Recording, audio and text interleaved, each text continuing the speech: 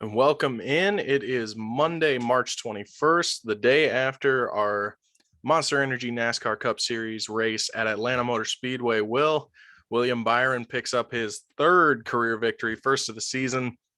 What a race that was. Yeah, that was the best race of. That had to be my favorite race of the year, and I was actually thought Las Vegas was my favorite race, but each race that comes does not disappoint. So yeah, William Byron had a fantastic day. He won the stage one. This race was a lot of drivers potential race. Like we had so many accidents on Sunday that I didn't know who's gonna win. There was no guaranteed winner for this race, so but we did have a really good victor. So Yeah, isn't no that great? doubt. William Byron, he was up front all day. He didn't really ever get shuffled out of the draft. Only Mhm. only time he really ever lost position was on, different pit schedules, taking a green flag stop, not pitting towards the end of stages because he wanted to get stage points. He got a stage victory in stage one. He maintained that, ended up winning the race. I was very impressed with William Byron on Sunday, and yeah, he was good. There's no doubt about it. Now, before we crown Mr. William his victory, let's go to stage two, or the accidents in stage one. Let's start with Kyle Busch and Austin Dillon. Tell me about that one. Yeah, that one was oof. I didn't know where my driver was at the time. I can't remember. I'm sure he was back there somewhere because trouble always seems to find him. But when Austin Dillon and Kyle Busch, they were coming out of turn four, and it looked like Kyle Busch may have been pushing just a little too hard. Um, we had another incident like that didn't make Will very happy. We're going to get to in a minute, but um, yeah, it looked like Kyle Busch was pushing too hard out of turn four, and Austin Dillon just got loose. Wasn't anything he could have done. Um, yeah, they were lucky to not tangle more drivers up in that one. Yeah, no kidding. Yeah, speaking of finding your driver, my lovely driver, Mr. Larson, I wouldn't say it's his fault for the last two things that's happened, but yeah, he had bad luck. Did not finish the race, unfortunately, due to being caught up in wrecks that weren't caused by him. But yeah, we'll get to him in a minute. That was kind of later in stage two. But yeah, we had a really great day, and Mr. Bell ran a great race, other than the final lap there. But yeah, he ran a great stage too. So yep, I always keep an eye on Christopher Bell to see if he blew his tire or not. But he didn't blow his tire, but he had the Made it to the last. end. Yeah, we'll get to Bell in a minute. Yeah, he made it to the end this time around. So yeah, so we had a great day for the cars, as in the Chevys, Fords, and the Toyotas. The Toyotas have been kind of slacking this year. The Fords have been kind of quiet the last couple weeks, other than last week. We had a Ford winner, Mr. Briscoe. But yeah, the Chevys seem to be kind of top dogs this year. But this Atlanta race, there was no superior car. That is for sure in this race. Yeah, every make, every model showed speed, and once they get into the pack, it's pretty easy. We saw at Daytona that Fords seemed to be the top, the front runners when it came to pack racing. But today, or yesterday rather, excuse me, it was the same deal. Like everybody showed speed. There was no clear cut best car. I didn't feel like, we had, I don't even know how many lead changes. I think it was north of 40 lead changes And that with, was actually a Atlanta record right there. right. Actually, that was the most lead changes I've ever had in Atlanta history. So that was, we were kind of watching the history in the making there. But yeah, that was a good one. But we had two. No, we had five Chevys in the top 10, one Ford, and two Toyotas. So, but that was kind of after all the crapshoot that has happened in this race. We actually did have what four Toyotas in the top five, top 10 there for a while. Yeah, towards But the end there, the Toyotas, it was after Hamlin had gotten tangled up. It was after Kyle Busch had gotten tangled up. Bubba Wallace, Kurt Busch, and Martin Truex Jr. Those three guys. Christopher Bell was up there as well. So yeah, four Toyota drivers in the top 10 there until the last lap when all hell breaks loose and everyone starts making their moves to try and get around in a super speedway package. So it's the same thing at Daytona, you know, coming out of turn 4, you're going to have guys, you know, making their moves, but it was crazy because it wasn't like the last turn. They didn't have that much time because it's only a mile and a half track. It Right. started right in turn 1 on the last lap. Bubba Wallace got loose. Ryan Blaney got into him. And then a whole slew of other things happened on that last lap. And it was super speedway racing. And I loved it at Atlanta. Yeah, you're not wrong there. It was yeah, fantastic, and we had a lot of cautions that day, so the race ran a lot longer than it. You know, I love racing, but what do we have? 11 cautions. Yeah, I think it was 10 or 11. It was a Yeah. lot. Yeah, it was a lot, but for some of the cautions I didn't catch. But let's start with Mr. Ricky Stenhouse on what happened to him. This was kind of an unfortunate blow to him. No one really caused this accident like most of the day, but yeah, he was running first in stage 2 there for a while and had one heck of a lead. And but his right tire, at some reason at this track, the right rear tires were kind of going out on people's cars. You know my stand on the tires. So, but yeah, nobody touched him and just blew a tire, and he took out Austin Cindric. I think he caught the accident a little too early. I think he got hit, but he said no way, Jose. And then he went out in the apron, and then he got clunked really hard, and they both went up in the wall, and it was kind of a nasty hit there. So this kind of wasn't his fault there. I don't know if you can prevent that, but it seems like we had a lot of right rear tire issues on Atlanta Motor Speedway. So Yeah, the first thing I thought when we had the first guy who blew a tire was it was Noah Gregson driving for Colleague Racing. He blew a tire, hit the wall hard, like one of the hardest hits I've seen this year. Totally destroyed the car. And then we had Ross Chastain in stage 1. He blew a tire when he was leading. He got shuffled all the way back. They rebuilt his car. He got a couple of free passes, ended up finishing second. Ricky Stenhouse was not as lucky when he blew his tire because 3 other guys ended up running into him, basically ended his day. And yeah, I mean, the first thing I thought after these first couple of blown tires was thank God they repaved Atlanta Motor Speedway, because last year, I think it was the fall race at Atlanta where a chunk of the track literally came up, a chunk of the asphalt, and they had this big hole in the track that they had to repair, and the race was red flagged for like an hour. So the new tires would not have held up on old Atlanta. They held up, I thought, pretty well on new Atlanta. You know, we had a couple of blown tires, but nothing like the first few weeks. yeah, but when the cars are involved in wrecks, it seems like the tires are the first to give. But Right. we had a small amount of just tires going out without any interference from any drivers. Like you got Stenhouse. I don't know who else blew a tire like that, but a lot of them were kind of caused by other drivers. And then the one thing you don't want to do on a 28-degree banking is push someone through the corner. There, we had a good amount of spin outs and wrecks from pushing in the corner. That's what Kyle Busch did to Austin Dillon there. Kind of gave him a little too much of a bump there, and that's the problem with the new cars is they're more loose than they are tight, honestly. So getting bumped like that, your car is all you got to do is just hang on because there's nothing you can do. So Right. Yeah, and your guy Kyle Larson, I said we'd get to him in a minute. He was the victim of the same thing. Denny Hamlin, Mr. Hamlin, was shoving Kyle Larson just far, far too hard out of turn 4. You know, pushing that hard early in the race, just doesn't make any sense to me, because what happened was you essentially ended your day. The race was maybe half over, and now your day's end. Your day is over because you were just pushing like an idiot, essentially, way too early in the race. It just didn't make any sense to me. But it seems that's Denny Hamlin. yeah, another problem with that would be Kyle's car wasn't necessarily functional for top speeds. I mean, I know it was just he ended up damaging his bumper in the first little scuffle that he got into. It didn't completely break his car, but they had to get out the duct tape and duct tape his bumper duct tape the bumper. And he caught that before Hamlin kind of started pushing him.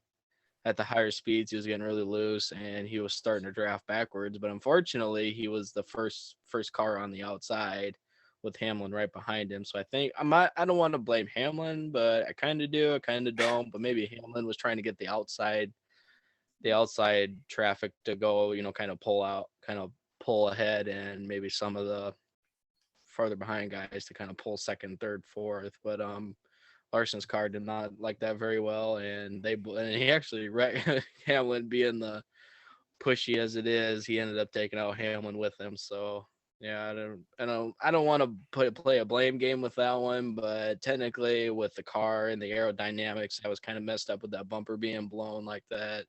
His car was not suit going 180 to 180, 85, 90 miles an hour. So yeah, I think if he didn't get hit, he'd probably be 20 the last place if he could keep up with the traffic. But I don't think his car would have made it through the day unlike it is. So either way, he's going to get out at some point. But yeah, Hamlin took himself out trying to push him through the corners, which you don't want to do at Atlanta Speedway.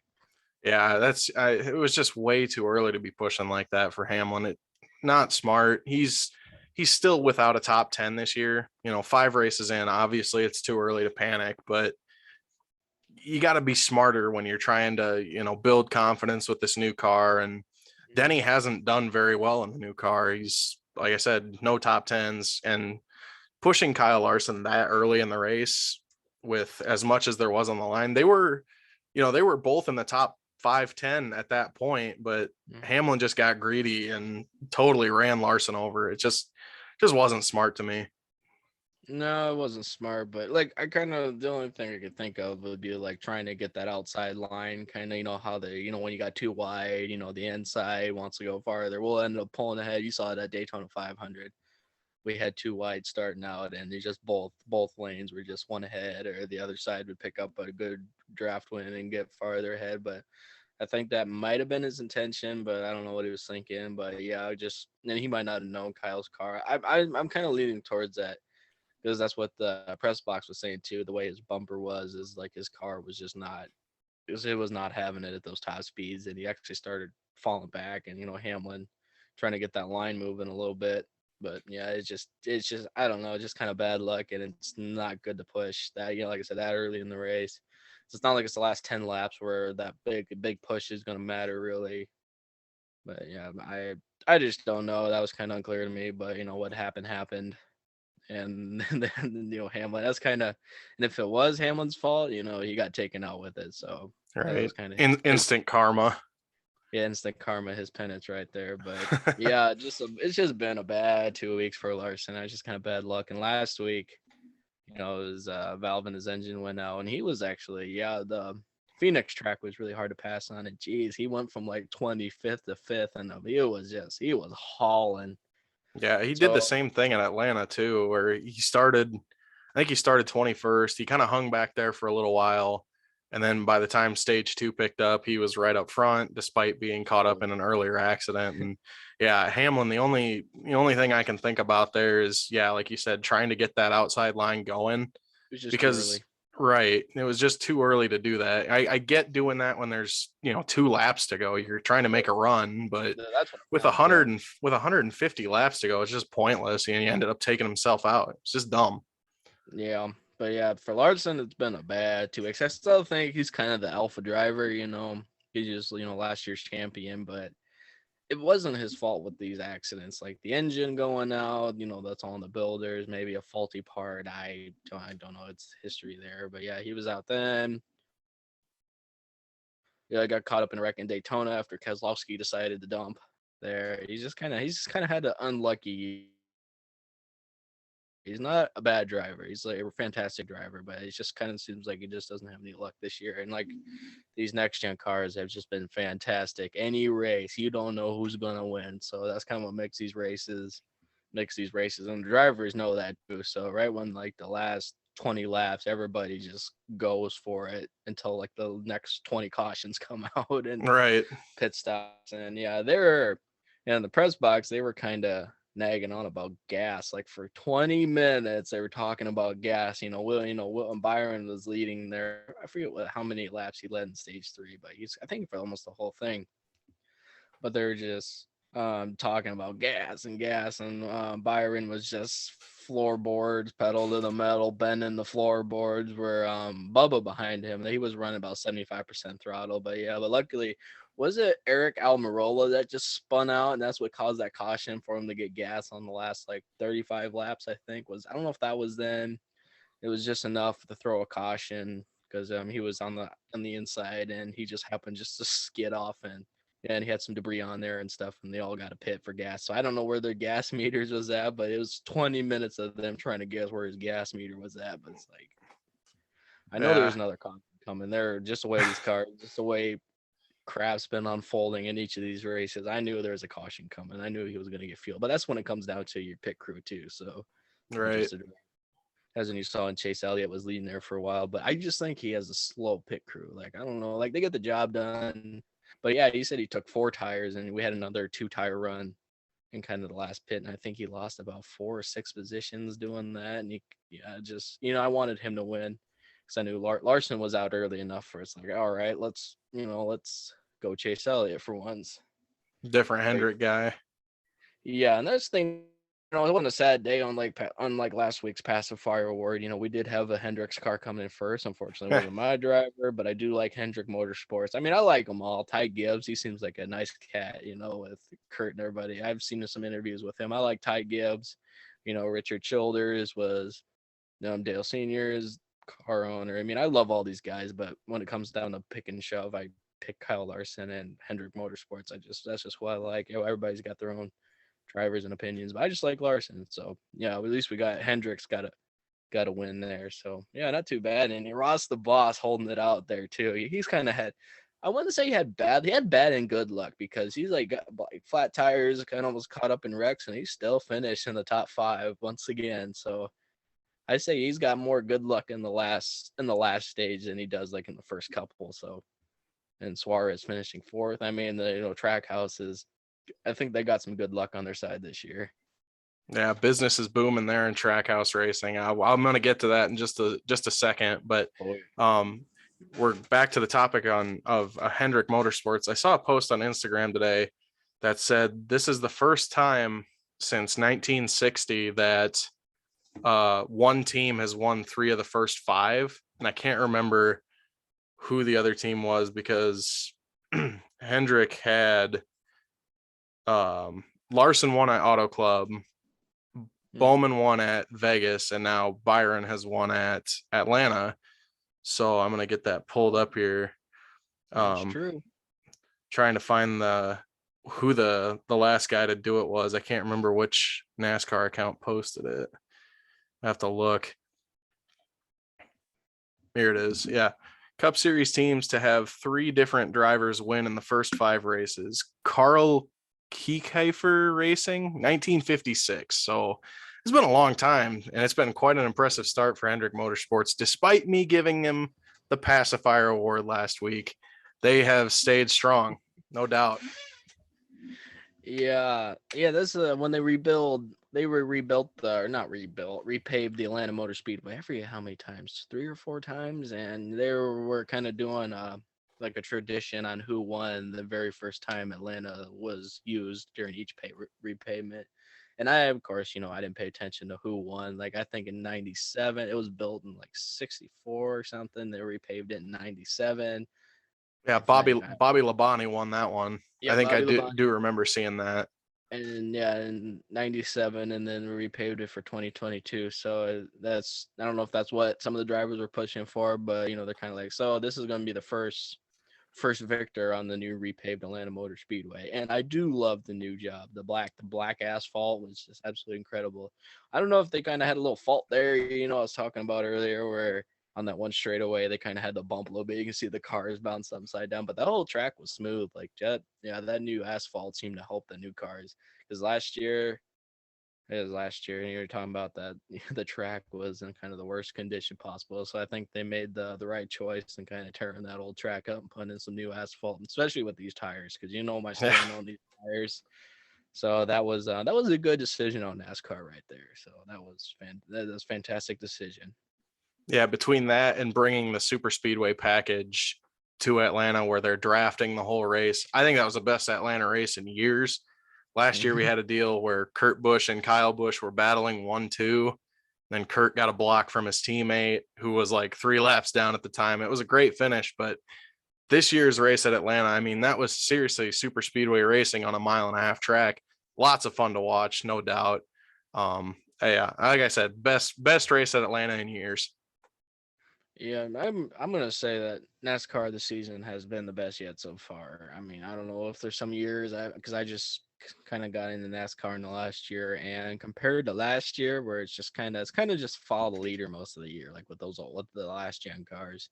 But these these next gen cars, a lot of good and a lot of bad. Tires, accidents up the wazoo. So that's why I said each race gets more and more exciting. The drivers are figuring out their cars, which one's the best, and a lot of dirty tricks, pushing and shoving. And people you think are going to be good usually end up dead last. So this way, every race is a nail biter, especially when you got your favorite driver in there. And and all these races, it's anybody's game. So yeah, it's been an incredible year, but also kind of bad for everybody's driver because every race is anybody's race this year. So if you just kind of cross your fingers and hope there's no wrecks with your driver. And unfortunately, no, Larson wasn't in a wreck last week, just had some equipment malfunction, which shouldn't have happened, but but he was kind of had an unlucky day again in Daytona. So hopefully his luck will change around here pretty soon. But we still had a Hendricks winner, but Larson's my top guy. So, but yeah, we'll see what happens. Yeah, you mentioned it being anybody's race. I think that's going to bring me into the time to hand out our awards for the week, the Cold Beer and the Pacifier Award. And this week is going to be a little bit different for the Cold Beer Award. I got a cold blizzard award for Daniel Suarez for being a great teammate and catching Ross Chastain on that last corner and nearly pushing him to a win. And I got a beer here too for Ross Chastain, finishing a third straight top 5. I think Team Trackhouse gets the award this week. They were awesome, great teamwork, a pair of top 5s. Those guys are 100% my award winners this week. Yeah, I know you last week you gave me a cold beer award, and I haven't decided because I wanted to give it William Byron for winning the first Atlanta Speedway, or Christopher Bell for not blowing his tire. But I had we'll get to him in a minute. I'm not going to say what he did yet, but I was going to give that to him before he screwed up, or Hendrick's team. Well, Byron's part of Hendrick's team, or Ross the Boss again for finishing another top 5. So I got 3 options and 1 beer. I don't know who that's going to go to. I think I gave it Ross the Boss. I don't know. I don't remember who got it. I think I gave it to Ross for winning top 5. So I'm just going to go Willie B for getting first place and first place at the new repaved Atlanta Motor Speedway. So I'm gonna give that to him, and that's a well-deserved win right there. So that's gonna be my beer award. It's plain and simple. I'm not gonna give it to the winner every time, but Byron hasn't won a whole lot. He's been making some noise this year, but he finally got his win. And also, that's incredible. Every time they repave, they always keep track of who won the first race on the new repaved track. So I'm gonna give that to Willie B there. Yeah, I don't blame you on that one either. I wanted to do it different this week, but I really did think that William Byron, had Trackhouse not finished second and fourth, I probably would have given it to William Byron as well. Last week I gave it to Briscoe for getting his first career win. Yeah.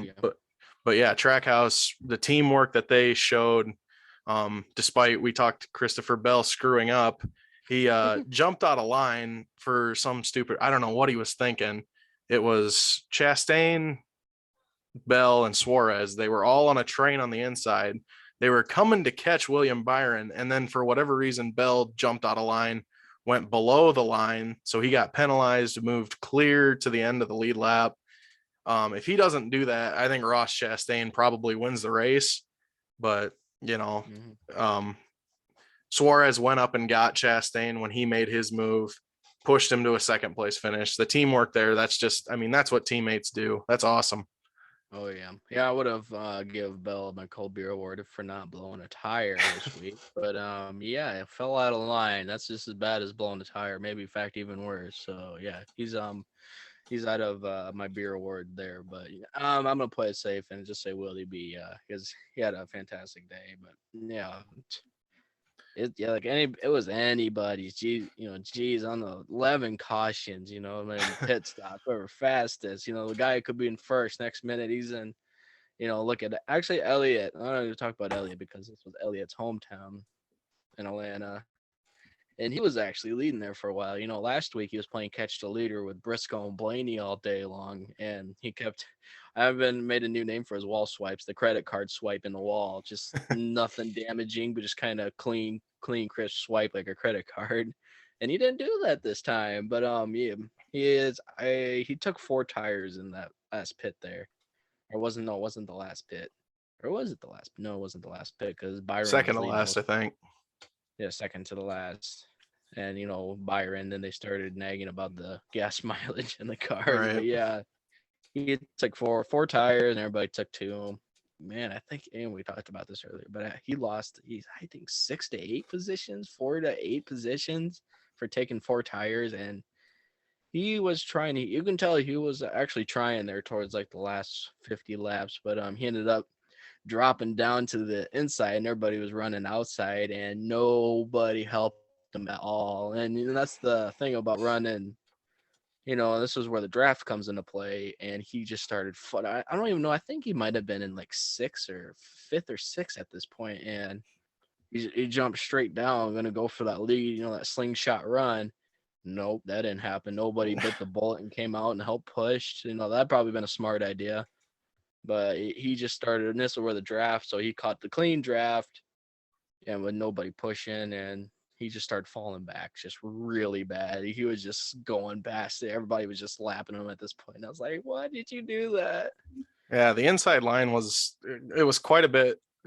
At the end of the race, on the short run, the inside line seemed to be where to be because we saw Byron restart on the inside on that last restart with like 8 to go, and he won. Mm-hmm. So short run, the inside line was good, but long run, the outside line just seemed to pull away. There wasn't any help on the inside. Everyone just kind of got in line. So yeah, the outside was the place to be in the long run. Oh yeah. I don't know if I think Chase was there and Suarez was behind him. I was kind of hoping that Suarez would kind of give him a push through the straightaways, not the corners, because that's really risky. And he just never did, because he was close enough to kind of give him a little tap on the bumper, and that could have probably sent them. There's 3 or 4 cars in the inside there. And I was just kind of hoping Ross on the straightaways would be able to, not Ross, Suarez would be able to push him a little bit, but none of that ever happened. And the outside, the outside just kind of just slowly started making their way past them all. So I was kind of hoping that Suarez would they'd have like a little 4-car run, a little 4-car push going on there on the straightaways, just kind of lean off little bit on the outside, on the corners, and it was kind of slowly back off, do the corners independently and then just push again. But that's what I was kind of thinking, but it didn't happen. So all the outside was pushing and everything, so they were kind of getting lapped, and they finally went on the outside. They're all running, and then that's when Chase jumped down and nobody else did. They started drifting back, and I was like, oh no, he's not. I knew he wasn't gonna have it. There was like 20 laps left or 15 at this point. I was like, oh man. Well, yeah, let's hand out our second award now, the Pacifier Award. This weekend was another pretty tough one. Last week I gave it to Hendrick Motorsports for no drivers in the top 10. This week, I tell you what, I'm gonna change my pick here. What I had written down was Kyle Larson, but I changed it just now. Joe Gibbs Racing gets my Pacifier Award because they are probably bummed out. Kyle Busch wrecked. Denny Hamlin wrecked. Christopher Bell screwed up. Martin Truex was the only driver they had that finished in the top 10. He came back from last week with a vengeance. Yeah, he ran a good race, but the rest of them did not. So, Joe Gibbs Racing, congratulations. You are this weekend's Pacifier Award winner. Yeah, I'll agree with that. I'll agree with that. I didn't see too much on. I don't know if Kurt had his little. I actually think he had another race interview after that. It was don't know, don't care, when when interviewers were asking him. It was another one of those. Oh, Kyle. Yeah, Kyle, not Kurt. Kyle. After that, because he kind of caught. I don't know why he'd be upset. He caused that wreck. Yeah, he was Um, pushing Dillon way too he's hard. pushed Dillon way too hard, got loose, and that's the way it just comes back and bites you in the butt. Like look at Hamlin and Larson. He Hmm. ended up coming out and just swiping his door, and I think he ended up like damaging. There's a whole bunch of new stuff underneath the car, the diffuser, the toe links, and stuff like that. And he damaged. I think Hamlin damaged his toe link. Like his car was going sideways, driving straight, and that wasn't right. So yeah, there's this called the toe link instead of. I think it is independent rear suspension, but it's a toe link. But yeah, he was out, and Busch took out Austin Dillon. And it's just both drivers came back and bit them right in the rear. So yeah, but yeah, I'll give my pacifier to that because I think after there was another that was that that famous one where it's like, so how'd your car run? Don't know. He goes, will you be gonna win next week? Don't care. Just like that. He had another one of those interviews again after he got out That after sound that. that sounds like Rowdy.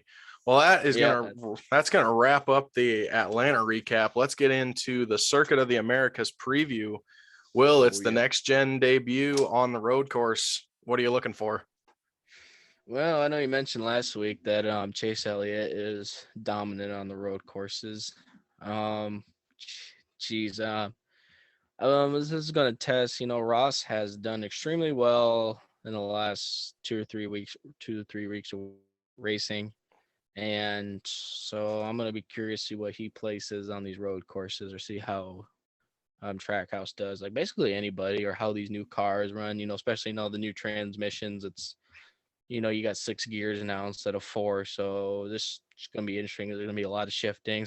I'm going to see how the engines will hold up on this. I'm not saying that they're going to be running high RPMs. That's going to ruin things, but there's going to be probably a lot more shifting with these road courses than there is. So I'm not going to watch drivers. I'm going to watch equipment and see what goes on, see how the tires do. But you said that Chase Elliott, this is his bread and butter track. So I guess I don't got any Pacific winner. I'm just gonna go with Chase Elliott this weekend. And if Larson actually manages not to have bad luck again, I want to see where he places too, because I have a feeling he's pretty good at passing. I don't know how he is on road courses, but I might be siding with Chase Elliott. That's all I got. I'm gonna go plain and simple, and just watch crap hit the fan, and with these new tires, and everything. So we're just gonna see what happens. So what do you think's gonna happen? Yeah, last year we didn't really get a clean COTA race because it was raining and they did not red flag the thing. They decided to put the wipers on the car. Throughout the whole race, the drivers were complaining about how bad the windshield wipers were. The whole thing was a mess. Lots of, bad driving. I wouldn't say bad driving, it was hydroplaning. They were essentially hydroplaning at high speeds because they didn't red flag it. So this year I think is like the true debut of NASCAR at Circuit of the Americas because last year we didn't really get that. So like Chase Elliott's he's such a safe bet at road courses. He wins Watkins Glen, he wins Sonoma, Circuit of the Americas. I couldn't even tell you who won it last year. But Mm. I think Chase Elliott on the road courses it's just such a safe bet. I can't really bet against it. So No. I'm going to go with Chase Elliott too. But like you said, watching the equipment and tires, that's where things might shake down a little bit because like you said, lots of different, lots of shifting. The tires are going to be going right and left this time, right turns and left turns at the road course. I'm excited for it.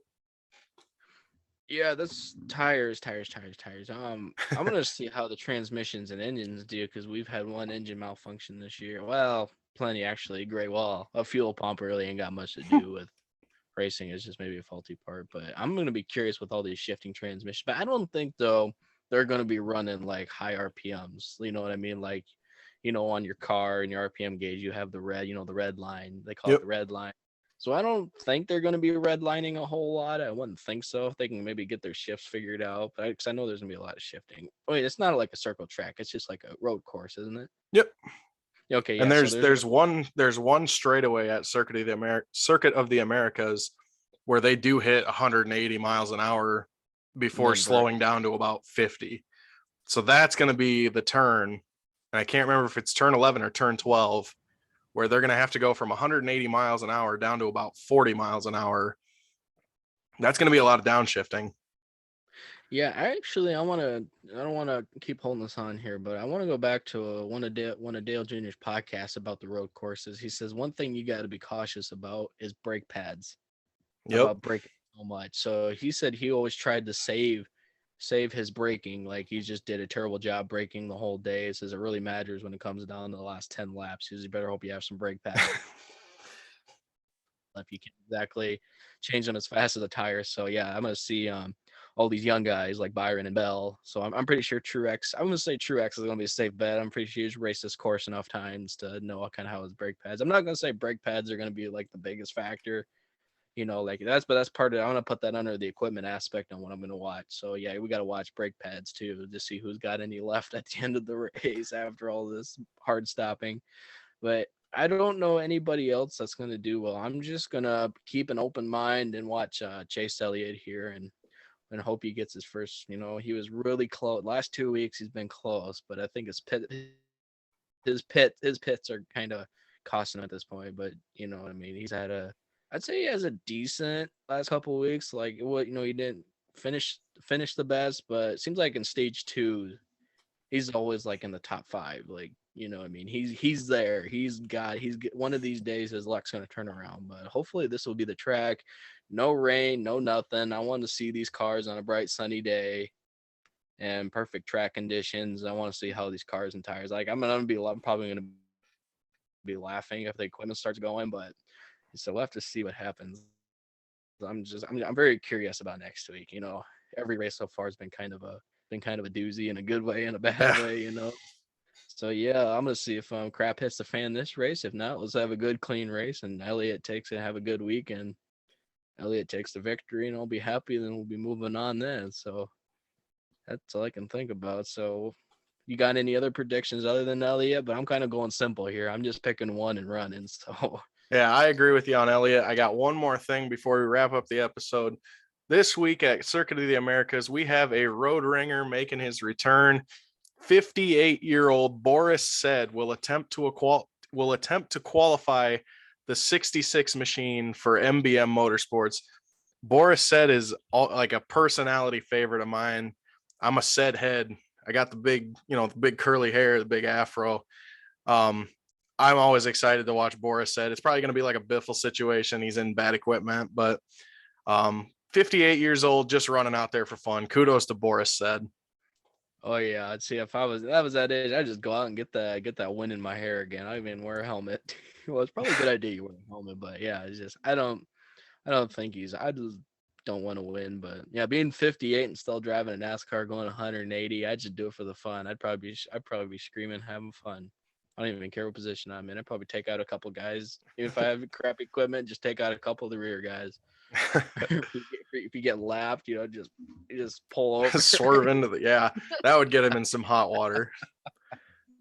Yeah, you probably not be able to race after that, but if you know it's your last race, I'd have a little fun then. But Yeah. Well, I think that should just about wrap it up for us this week. We will catch you guys next Monday to wrap up Circuit of the Americas. Geez, I need to slow down when I say that. And then previews, I believe it's Martinsville after Coda. Let me look up, make sure I don't end up on a bad note here. Schedule. Richmond. Okay, yeah. It's Richmond after Coda. So And we will wrap up, recap Coda next Monday, and then preview Richmond after that. all right, yep. So from after that, we got Richmond, Martinsville, Bristol, and Talladega, I believe. So we're gonna have some really good tracks coming up. So can't wait. Looking forward to those. Yep, an exciting next 5 or 6 weeks in NASCAR. We will catch you guys next week. Thanks again for listening. I'm Drew Hansen with Will Fox. See you later.